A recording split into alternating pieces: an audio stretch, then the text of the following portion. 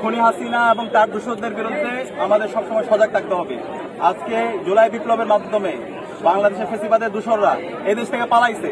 বাংলাদেশে খুনি হাসিনা, নিষিদ্ধ ছাত্রলীগ, আওয়ামী লীগ, যুবলীগ, এই সমস্ত ফ্যাসিস্ট লীগের বাংলাদেশের কোনো ঠিকানা হবে না।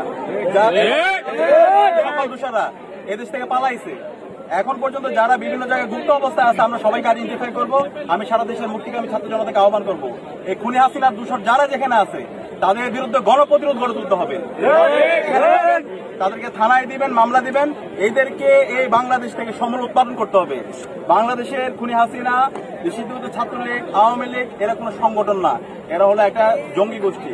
এদেরকে যেখানে পাওয়া যাবে সেখানে গণপ্রতিরোধ করতে হবে, তাদেরকে থানায় দিতে হবে। এবং এই বাংলাদেশ হবে বাংলাদেশপন্থী যারা আছে তাদের। সুতরাং এই ফ্যাসিস্টের কোনো ঠিকানা নাই।